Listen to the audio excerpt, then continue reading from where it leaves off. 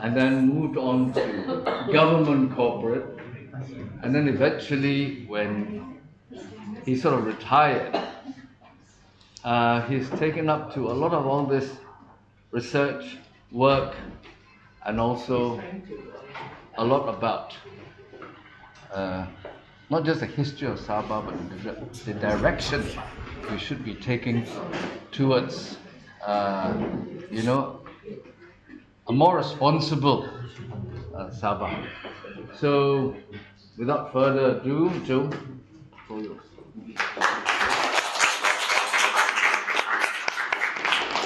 Good evening, thank you very much. I think this is the third talk I had the opportunity to deliver at Sabah Society. I think the first two was about oil and gas.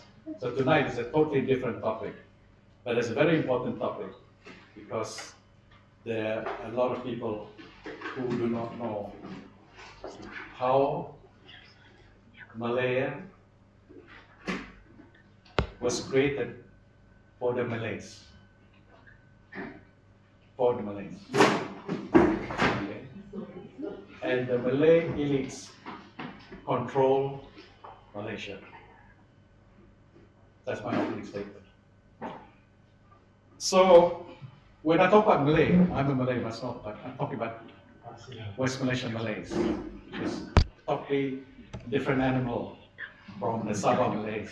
I think Hang would know, right? This is from the other side, so the Malays, they are different. Okay? And the topic tonight is based on my book, which came out in November last year, and has been nominated for the Best Non-Fiction Popular Star Awards 2005. The award ceremony will take place on April the 5th in KL. April the 6th is my birthday. I was hoping that I'll win something this time, but to be nominated is already good enough for me because people are interested in this topic that I write about, especially when it concerns Sabah. I'm very proud as a Sabahan that people actually pick up this book and read. So the title of the book is Revisiting the Social Contract from the Malaysia Borneo Perspective, based on MA63. So a lot of us, I know, are skeptics, say, oh, social contract has nothing to do with us, it's Malay's social contract. Well, I'm going to prove you wrong tonight. Okay. So, next one. All right. So I'm trying to make it very simple, because when I presented the same thing in Kuching, a lot of people don't seem to follow what I was saying. So I did more in a picture form so that you understand. So, am I blocking you guys? No. So, when you talk about a social contract, it's basically a Western philosophy, okay, by people like Thomas Hobbes, John Locke, Jean-Jacques Rousseau, in the 17th, 18th century. Okay, so it's basically an agreement between two parties, people in the government, or between two groups of people. Okay, that's in the simple terms. I don't want to go deep into that because if you want to read my social contract, please read on your own, okay? And you get to know a little bit more about it. So, in the context of Malaysia, it's a pre-Merdeka understanding forged in 1957. That's when Merdeka happened in Malaya, between Malay, Chinese, and Indian, because they had three major races at that time.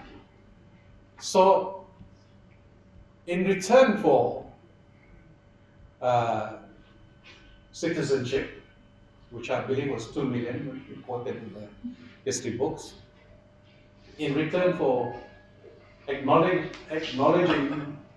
and accepting Malay rights, the Chinese Indian were given citizenship. That's a very simple kind of contextual explanation of it. Okay? But the thing is, it is not written, it's not mentioned in the Constitution. So that's why the debate is still continuing till today. And I'll explain to you, give you examples how the debate is coming out. Okay, so it is not in the constitution, it's unwritten. That we have to understand. So these UMNO guys are very clever. So in 1986, they brought up this matter again.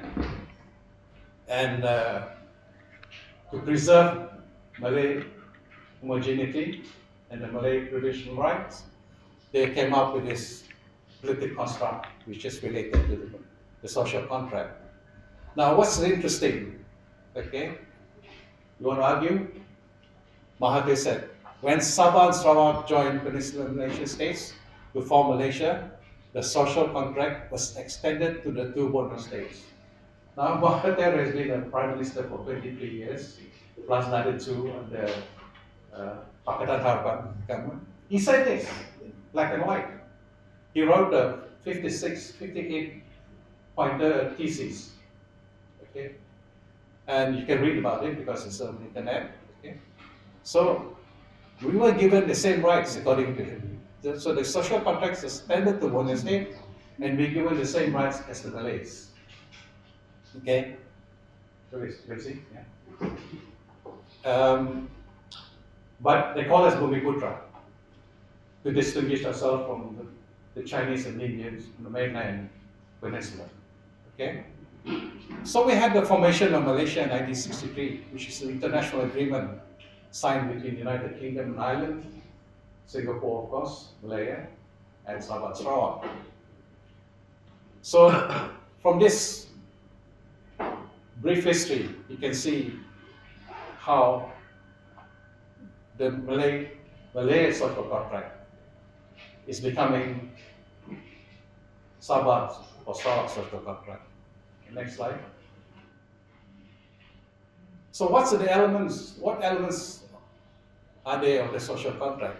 First is preserving the royal institution, the king, the monarch.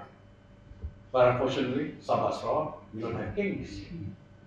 So we're preserving the royal institution for what?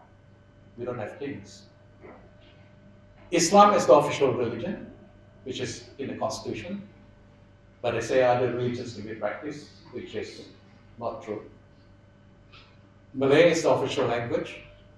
So Sarawak now is trying to push English, which to me is a very difficult task because the Malays of Peninsular Malaysia will never accept English as the main language. They will continue to try to undermine Sarawak. And it's happening also with oil and gas and so on. So the Malay privileges, as you can see, civil service, 90% of the civil service are Malays. Okay? Education quotas. Mara, for example, only for Malays. Licenses, the rice imports by one person. Okay? Can you imagine, rice is a security item, but given to one person. Okay? That doesn't make sense for any country in the world to do that. Yet it's happening.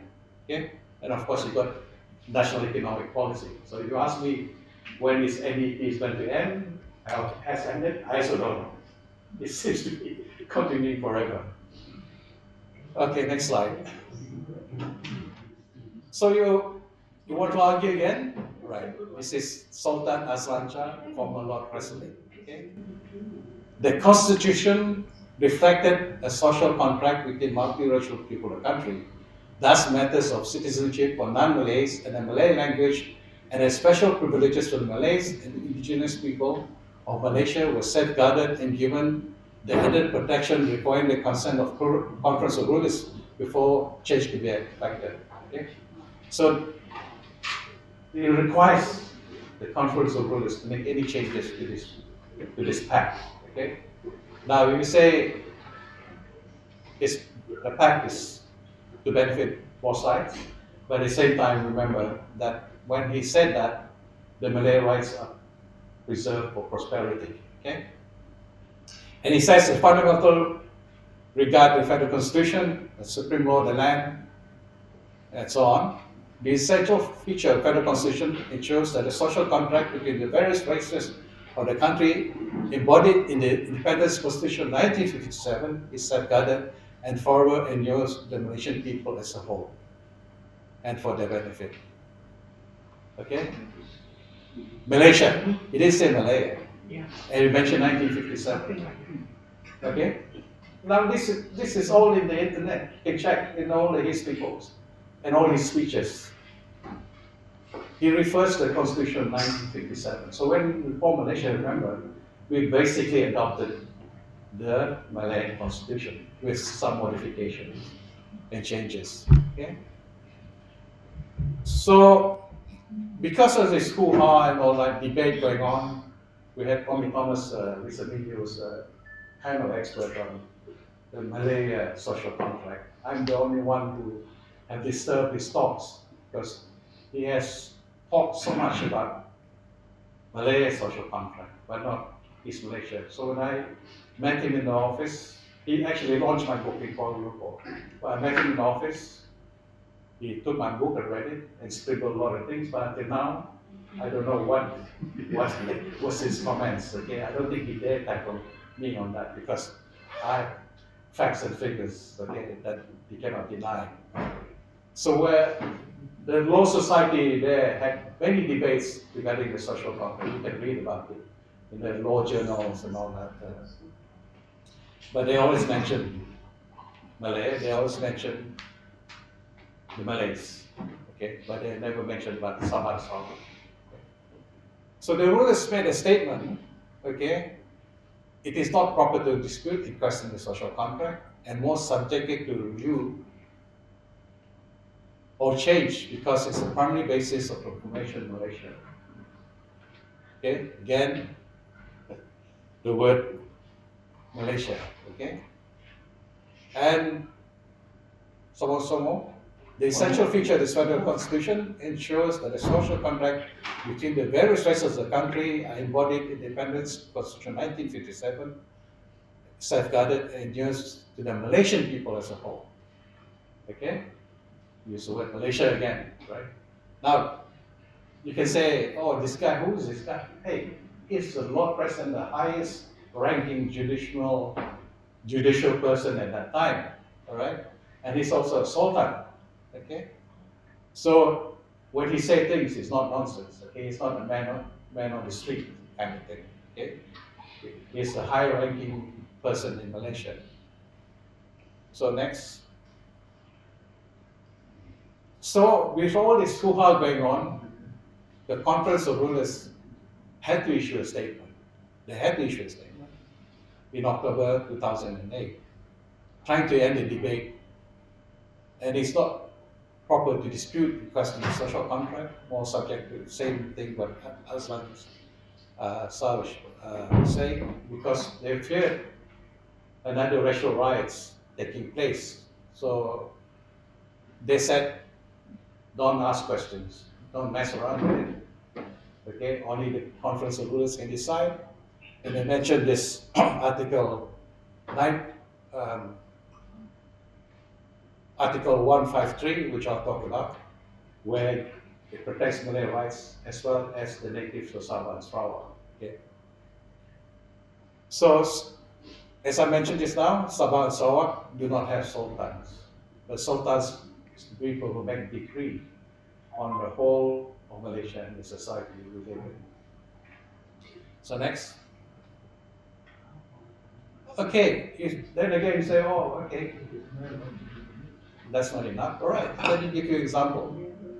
Okay, recently, last year, Tengku Razali Hamza warning DAP, throw out the Malaysia concept if you want to improve ties with UMNO. So this Malaysia concept is supposed to be Malaysia, all right? It's coined by Lee Kuan Yew in 1965, just before Singapore left Malaysia. And Lee Kuan Yew idea, he brought in all these parties from Sarawak. Somehow Sabah party was absent. And they came out with this, that Malaysia is for all people, irrespective of language, religion, culture, we are all equal, okay? But that's interesting thing what Razali said. He claims that Malay privileges have been misunderstood as a special treatment. clarifying that there were entitlements outlined in the social contract. So now it becomes entitlement. Okay? So this Teku Rizali is no ordinary person either, right? He's a top ranked UMNO guy, right? He's been around until today, still, I think, an UMNO. He's MP for so long, all right? And when he say things like that, we have to take note, right? He's just not like a man in the street. And then our Prime Minister, okay, this dialogue, if you recall, in Penang, it took place in college, but because he, and it's answering the one Indian girl, I remember, question about the quota system, right? And Anwar tried to justify it with a social contract. It's not in the news, read it. He mentioned social contract. He was slammed by Lawyers for Liberty and a lot of other people. Okay? Kyrie mentioned that 2014. But this is interesting. 2005, Ahmad Badawi, a former prime minister, he said this social contract is a successful example that has ensured peace and stability for 50 years in Malaysia. Okay? Now this is the Prime Minister of Malaysia talking about the social contract again. We have peace and stability. Why? Because of the social contract. Okay? And then Sultan Azlan Shah again. Okay. Next slide. So manifestations of the social contract. Maybe many people don't realize that. But because I did a little research and all that, I understand the Malay psyche better than most, right? Because when you piece it all together, then you get a clear picture. If you see in bits and pieces, you don't, right? So let's take Akmal, KK's mud socks in a ham sandwich frame, right? Daring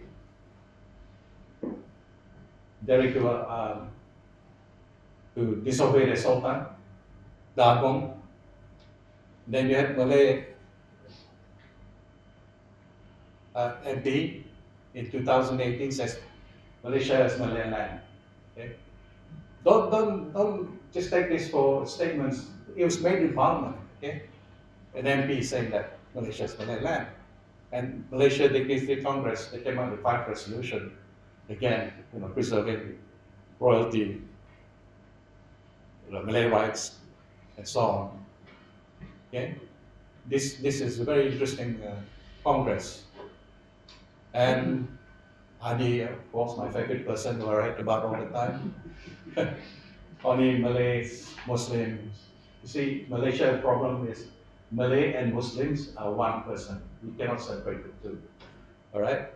So, none of you in this room, okay, can be Prime Minister. Sorry.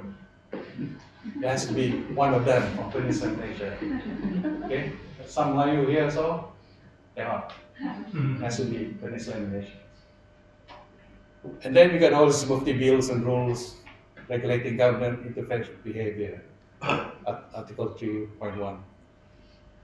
So the Malays using JAKIM and other religious bodies are trying to control the narratives in Malaysia. Okay?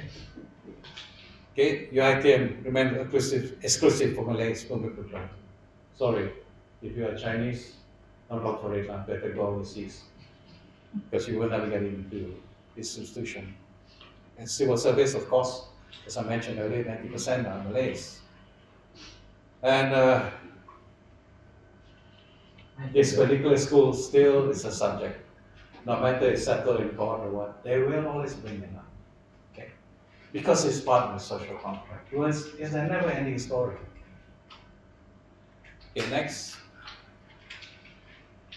Okay, let's look at the social contract in action. So when you piece it all together, you realize what's going on. Because you look at on a piecemeal basis, you don't, right? So, for example, very good example, case study, offending item, 5 socks from with Allah written on it. Okay, it's not even in Jawi or what, so it just say Allah. Yeah. and then offending business boycotted and firebombed. Okay, and then Akmal says, close the business because citing KK Mark went against the 3 Rs, royalty raised in the region, and he was arrested and remanded in KK. Okay, but look at this, Malacca Chief Minister, where Akmal's from, defended and cited the social contract. Okay, and the UMNO Supreme Council backs Akmal. Okay, so KK Mark founder and wife was charged, and then eventually fined 60K. Criminal charges were dropped. Okay, so here is interesting. Okay, I want to spend a bit of time there. Sabah and Sarawak are always reacting, not proactive. They react to what's happening in this Malaysia. Okay, if Akmal said jump, Sabah Sarawak politicians jump. Okay, this is what's happening because all we can do is react. We are not we are not proactive. Okay? So I like Karim Bujang because he's the voice of Borneo. Our Sabah leaders are useless. Okay, they don't say anything. They're dumb. Okay, mute and dumb. Sorry, I'm being frank. But strong will always say something. Okay. So this Karim Bujang, unfortunately, he lost his position in the party recently, so I don't know what's happening there. So he says, stop the incitement. That's all he can say, stop the incitement. But remember, this news has been taken worldwide, BBC, AP News, CNA, South China Post, many damaging to Malaysia. And it's then become world news. Of course, then what happens to Borneo becomes collateral damage, right? We're the innocent party, they become collateral damage. We're not in control of Malaysia. Malaysia. And then the saga will continue. It's under chicken hand sandwich or some other things. Chicken bakute or whatever. They will always find something, right? To discredit other races. And this is what's actually happening. So you have to understand what's happening in this kind of context.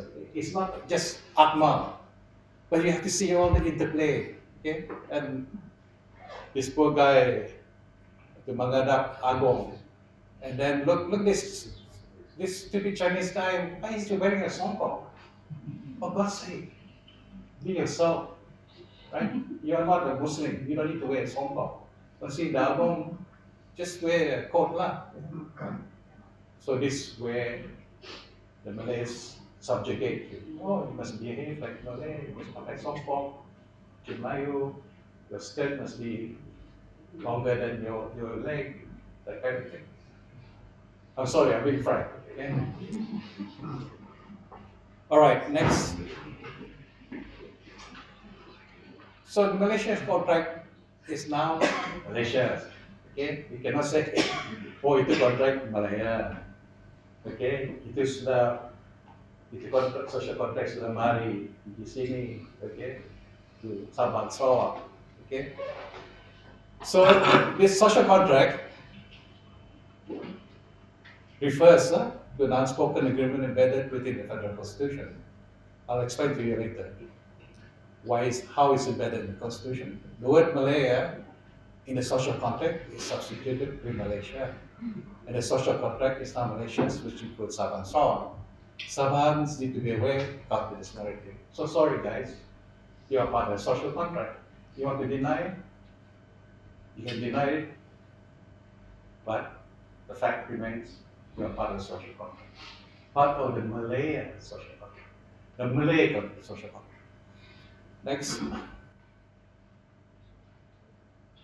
So I've been trying to form a new argument. That's why in my book, I try to counter it. Make people awake, make people understand, and to counter it. So I said in my book, There is no social contract agreed when Malaysia is formed, except when it's embedded in the federal constitution. Now, why I have to mention the federal constitution because the Malay rights actually has been embedded there somehow. Uh, okay, I'll explain to you later how it's embedded. So Malaysia is a new sovereign nation formed with signing of MA63, an international treaty. So it's a different sovereign nation altogether in 1963. And Sabah Sarawak are not part of social contract because it's between Malay, Chinese, and Indians in 1957. Yeah, maybe Indian only one, two or three, Chinese more. So how can you have a social contract? I don't think it's going to work. So, but in Indonesia and Malaysia, there's huge number of Malay, Chinese, and Indian. So the 57 Malay social contract cannot be assigned to a new sovereign entity formed in 1963 without an explicit consent. How can you assign a contract, whether it's unwritten or written, to a new entity without the permission of the other party? And the other parties are so not the same; they're different. Okay, and the 30 points I've got, IGC report and MA63, the social contract between Malaya and the Borneo state, which has yet to be honored. Okay? I've mentioned these 30 points, but I'll explain a bit more later. A lot of people don't want to talk about the 30 points. People have discarded it, but I'll explain why it is important to preserve and bring it up. Next slide. Okay, the social contract actually, as I mentioned earlier, at the starting point, it's not only one-sided, okay, Malay, one track, okay, actually it's two track. So all these articles, 3.1 is that Islam is a religion of federation, but other religions can be practiced. Okay, Article 1521, the Malay language is both national language and official language, but other language can also be spoken and taught. Okay, 153, this is important. The special position of Malays and indigenous people of Sabah and Sarawak is recognized. However, the interests of other races protected. Now, to me, 153 is the most important because this is where the elements of the social contract has been embedded in the federal constitution, although it is not said clearly. But if you read Article 153, you can see that all the Malay rights in the social contract have been embedded in Article 153. Okay, and sovereignty of rulers is upheld. Okay, we don't argue about that. And citizenship rights according to those who qualify according to the federal constitution. Okay, so some of these articles says it protects some natives and all that. But as well as I, the Malays have the upper hand, and we get the crumbs. Okay? Every day we go to newspaper and say, oh, more money for water, money for electricity, more money for this and that. But the Malays and Malaysia, I enjoy our oil and gas proceeds and all that. Building the tallest tower in Asia for what reason? I don't know. The Rama stick, second tallest tower in the world. I mean, what are we saying? How about money for Sabah Sarawak to develop the states? Okay. So if you understand the disparity, right? Any Indian now can see the disparity. Thanks to Asia, now everybody can fly, right? You can fly to Canada, you can fly to Singapore, and you can see the contrast: tall buildings, better infrastructure, better railways, and so on. All right. So this is something that we have to argue. It's not a one-way street; it's a two-way street. Okay. The Chinese and Indian are also should be equal to the Malays. Okay. And the Malays should not dominate this. Okay, next. All right, I put this chart together to explain how all these things come together. First of all, it will remind us that there's no time limit. Yeah, people will be questioning this social contract. Bila habis no? Contract. Contract masih ada 3 tahun, 4 tahun kan? Ini forever, no time limit. Okay? So it started with the 1957 social contract between Malaysia and East India in return for citizenship and security. Okay? And this protects Malay hegemony, Malay rights, race and religion. Okay? Now, from this is embedded in the Federal Constitution. And under Article 153 and so on, or the articles I mentioned just now. Okay, so when we formed Malaysia, we actually adopted the Federal Constitution. Okay, and this, of course, this is embedded in the Federal Constitution, right? The Malaysia Agreement. But if you look at Sabah 20 points safeguard in our social contract, which is actually is our social contract, because it's the same. If you understand the concept of social contract, the 20 points actually is our social contract. Okay, negotiated between us and the British and the Malayan leaders. Okay, that was our social contract. We came up with 20 points. So I don't know why people want to discard it so quickly without thinking in these terms. So remember, this was only recognized when Article 1.2 was amended on 14th of December 21. Prior to that, all these documents were not recognized as part and parcel of the Malaysia Agreement, but now it has, okay? And in 2021, okay? So that is our social contract, I believe, okay? And under Article 153 here, we are part of the social contract. Now, no escape. We are part of the social contract. You want to argue? Read. Okay? But you want to argue, please think about the contract. All right? Don't simply say the social contract doesn't apply to us. It does. Okay, next. So what do we talk about Sabah safeguard negotiated in relation to social contract? We talk about freedom of religion, one of the points. We talk about language, special position of indigenous race. We talk about citizenship, and we talk about constitutional safeguard that they are not allowed to impose new laws without the consent of Sabah state, KYT Sabah state.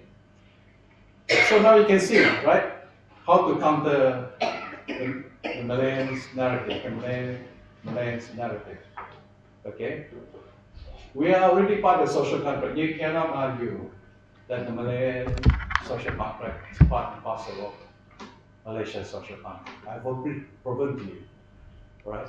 From the Lord President to Agong, whoever, the Malay social contract 57 is applicable to Sabah as well. Okay? So we want to counter. Let's do more research on this area and say, yes, we have a social contract. Now will you say, hey, they will not accept it and it create more problems. Okay? We say, okay, we accept it. We accept your 1957 social contract. But we also have, right? So what, if we have, you have, what does it mean? Right? We have to give in to our demands. Right? So this is how we want to counter. I mean, more research should be done on it. I mean, Adi, now I'm giving some tips to look at it, right? Why we accept Malay, I prove it to you.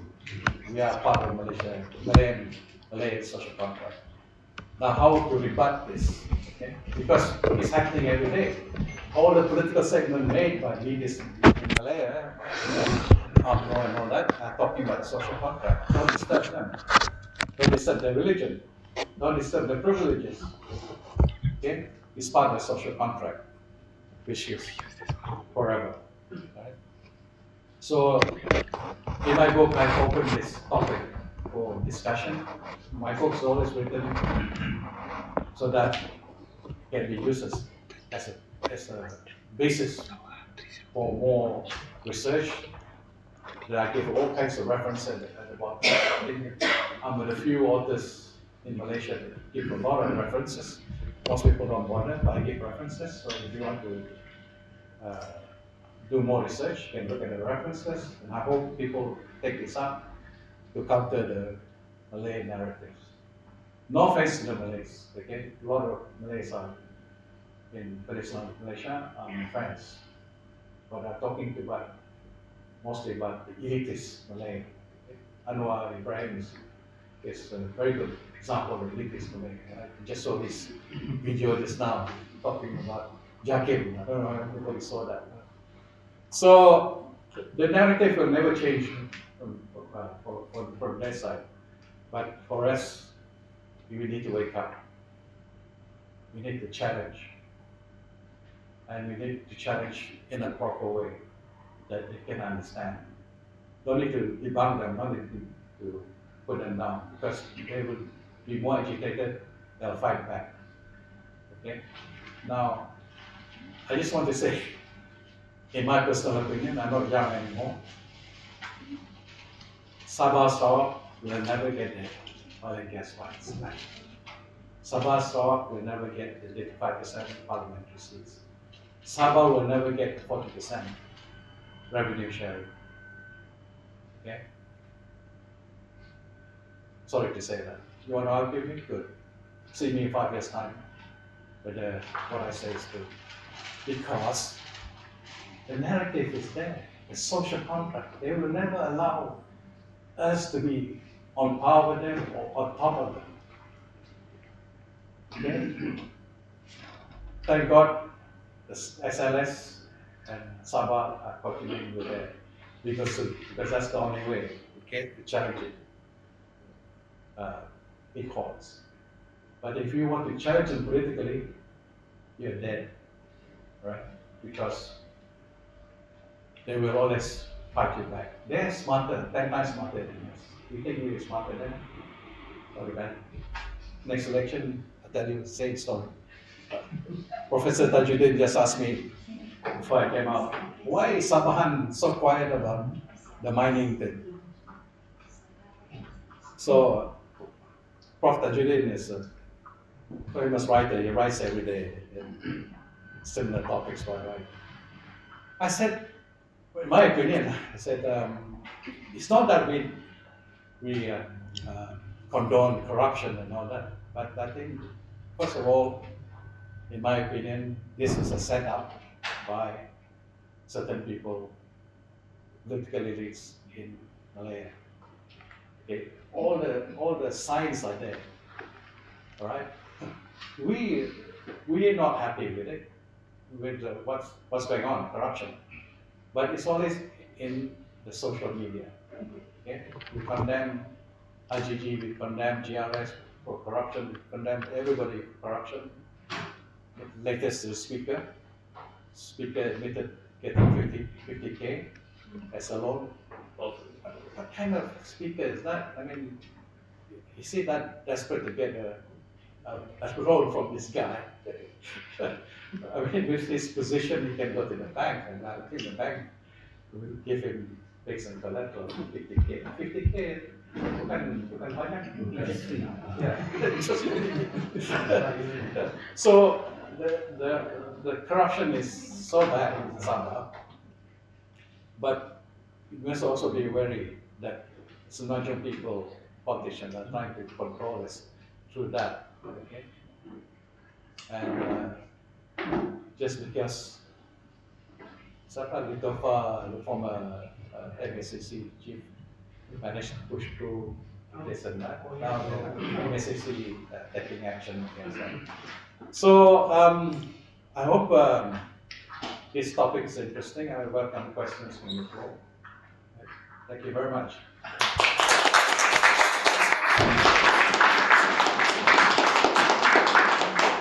Thanks.